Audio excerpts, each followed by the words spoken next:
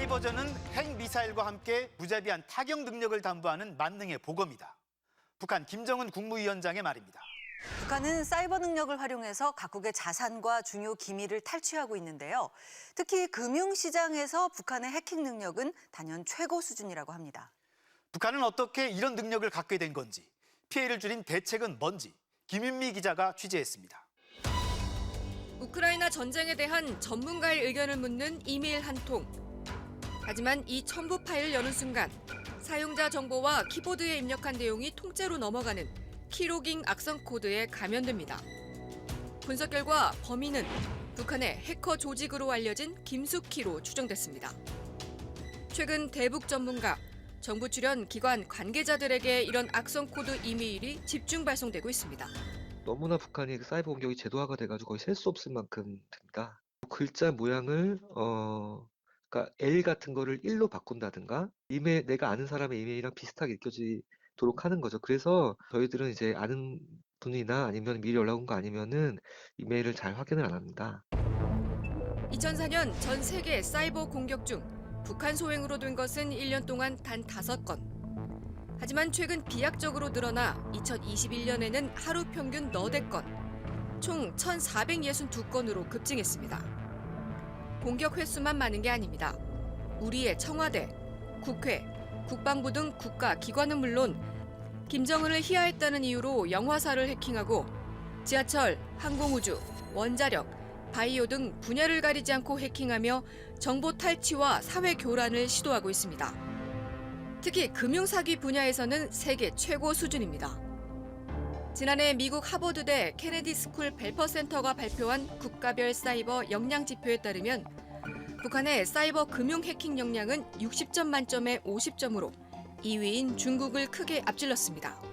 북한이 계속 핵이랑 미사일 도발을 하면서 국제적으로 금융 제재 이런 부분이 굉장히 강하게 들어온 거죠. 그런데 북한 해킹을 하고 사이버 공격을 하다가 이게 돈벌이 수단이 된다는 거를 알게 된 거예요.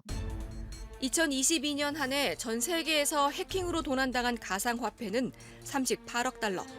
우리 돈 약 4조 6천억 원 정도인데 그중 40%가 넘는 2조 원을 북한이 탈취한 것으로 추정됩니다. 북한이 1년 수출에서 벌어들인 수익보다 훨씬 많습니다. 북한의 총 수출 규모 이런 것들이랑 비교를 해본다면 이 돈이 미사일과 핵 개발에 들어갔을 것이다라는 추측을 충분히 할 수 있다는 생각이 들고요. 전문가들은 북한 사이버 공격의 무서움은 치밀하고 정교한 사전 계획에 있다고 말합니다. 2016년 2월 4일 목요일 오후 8시 반. 은행 직원들이 모두 퇴근한 방글라데시 중앙은행 내부망에 해커가 잠입했습니다. 해커는 이미 훔쳐낸 스위프트 국제거래 코드 정보로 미국 뉴욕 연방은행에 맡긴 돈 8,100만 달러, 우리 돈 1,000억 원을 필리핀 마닐라 은행으로 이체합니다. 이 돈은 다시 한 카지노 계좌로 옮겨졌고 여기에서 돈 세탁을 거쳐 어딘가로 사라졌습니다. 북한의 소행으로 추정되는 이 금융범죄는 치밀하고 정교한 계획 아래 실행됐습니다. 이 방글라데시 사례는 북한 해커들의 놀라운 실력을 보여주는 거다라고 평을 할 정도예요. 미국 연방은행의 이제 그 영업 시간이 끝난 시간대를 이용해서 돈을 탈취하려고 했다는 거. 그러니까 이제 어떻게 보면은 국제적인 금융에 대한 모니터링 체계의 사각지대를 이용한 거죠.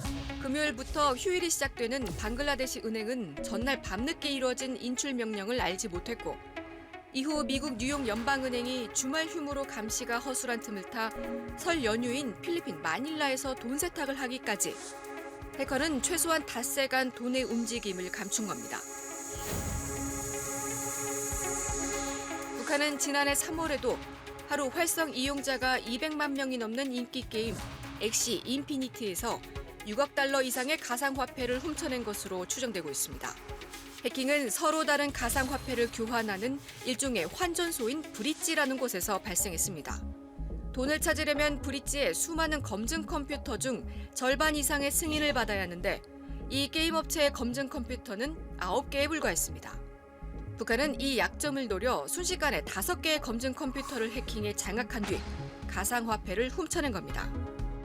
블록체인 관련된 그 업체들이 다 신생 업체다 보니까 구인 구직 같은 것들을 많이 하고 있습니다. 그러다 보니까 이제 북한 해커들은 구직자처럼 위장을 한 해킹 메일들을 발송을 하고 열람을 하면 악성 코드에 감염돼서 전 세계의 암호화폐 관련 업체들을 초기부터 오랜 기간 관찰하면서 집요하게 취약점을 찾아내 공략한다는 겁니다. 개발자나 임직원들의 그 PC에 있는 그 업무와 관련된 문서들을 계속해서 빼돌리다가 이 업체가 어느 정도 성장을 해서 코인을 상장하거나 또는 그 투자를 받으면서 자본이 커지게 될 경우에 이제 실질적으로 이제 그때 사전에 알고 있던 중요한 그런 정보들을 토대로 해킹을 해서 이런 식으로 북한은 베트남, 슬로바키아, 일본 등 가리지 않고 공격했습니다. 북한의 사이버 공격은 김숙희, 라자루스, 안다리엘 등 인민군 정찰총국 산하 조직들이 주도하고 있습니다. 최근에는 인민무력부 총참모부, 국가보위성도 가세하고 있고 해외 다양한 IT 업체들과의 불법적인 공조도 확인됩니다. 지난해 미국은 북한의 블록체인 기술을 넘긴 이더리움 출신 전문가를 적발해 징역형을 선고했습니다. 또 북한이 탈취한 가상화폐를 세탁하는 데 가담한 해외 기업들을 미국의 제재 리스트에 올리기도 하는 등 북한의 사이버 범죄에 대한 대응을 강화하고 있지만 북한의 해킹에 대응하기는 쉽지 않습니다. 북한의 사이버 위협은 단순히 가상자산에 대한 탈취 이것뿐만이 아니고 뭐 사이버 첩보 활동도 하고 있고요. 국가 인프라라든지 이제 공급망에 대한 공격도 열심히 하고 있거든요. 그래서 공격의 형태라는 것이 너무 다양하고 북한이 국가 역량을 동원한 사이버 범죄의 피해를 최소화하기 위해서는 정부의 여러 기관들이 파악한 관련 정보들을 민간과 즉각 공유하는 시스템과 대응 훈련이 시급하다고 전문가들은 지적하고 있습니다. 통일전망대 김유미입니다.